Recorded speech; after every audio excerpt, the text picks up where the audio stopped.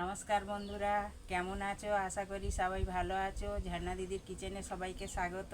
বন্ধুরা, আমাদের আজকের মেনু এই দেশি লাউ দিয়ে খেসারির ডাল একটা ঘন্ট করব, আর এই ডিম আলুর একটা কষা বানাবো।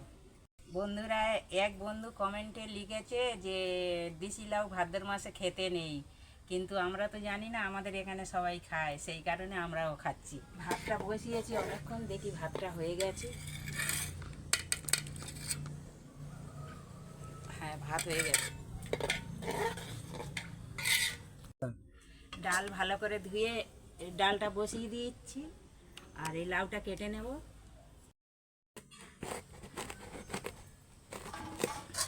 লাউটা গোটা ধুয়ে নিয়েছি,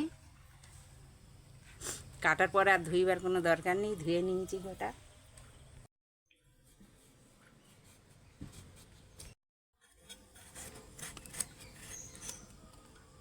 ডাল আদা সিদ্ধ হয়ে গেছে, লাউ কাটা হয়ে গেছে, লাউগুলো দিয়ে দেবো এই ডালের মধ্যে।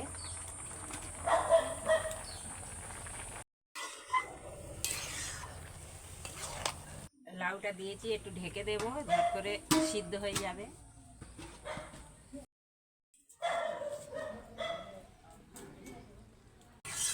ডাল সিদ্ধ হয়ে গেছে, ডাল আর লাউ সিদ্ধ হয়ে গেছে, অল্প জল দিয়ে দেবো।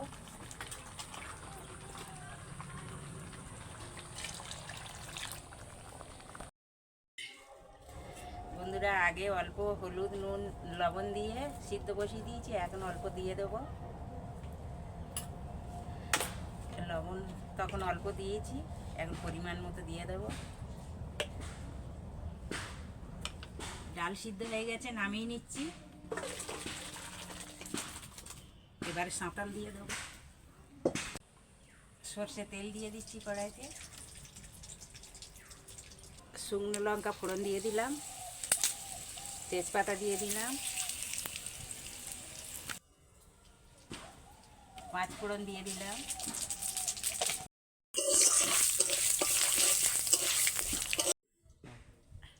ডালটা ঢেলে দিচ্ছি।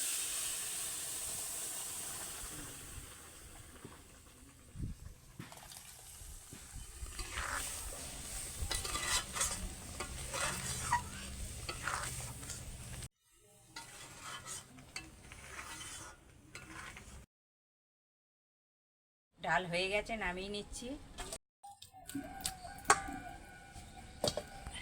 দেখো বন্ধুরা, কত সুন্দর হয়েছে দেখতে, খেতেও তো খুব দারুণ লাগবে।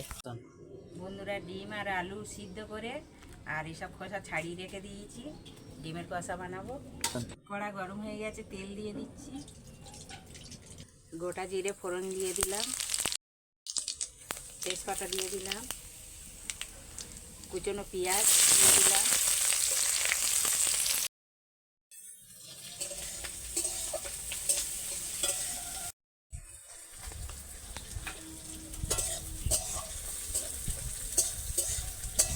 পেঁয়াজটা লাল লাল ভাজা হয়ে গেছে। আদা রসুন বাটাটা দিয়ে দেব, 1 চামচ আদা রসুন বাটা দিয়ে দিলাম। কেটে রাখা টমেটোগুলো দিয়ে দিলাম।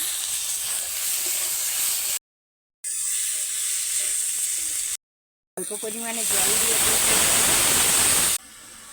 পরিমাণ মতো হলুদ গুঁড়ো দিয়ে দিলাম, পরিমাণ মতো লঙ্কার গুঁড়ো দিয়ে দিলাম, পরিমাণ মতো ধনিয়ার গুঁড়ো দিয়ে দিলাম,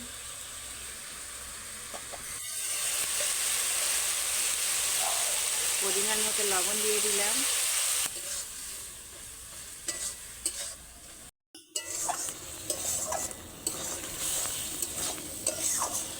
মশলা কষানো হয়ে গেছে, আলুগুলো দিয়ে দিচ্ছি। আলুগুলো দিয়ে ভালো করে কষে নেব।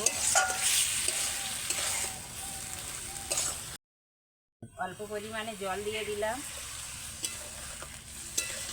ঝোলটা মাখা মাখা হয়ে গেছে, ডিমগুলো দিয়ে দেবো। বন্ধুরা, আমরা ডিমটা ভাজিনি, এমনি করে সবাই খেতে ভালোবাসে আমাদের বাড়ি, তাই এরকম করে বানাচ্ছি।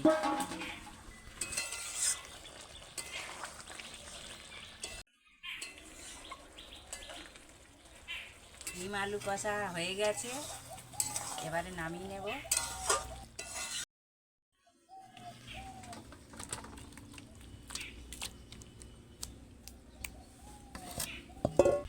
বন্ধুরা আজকের ভিডিওটা এখানে শেষ করলাম। সবাই ভালো থাকবে, সুস্থ থাকবে। টাটা বন্ধুরা।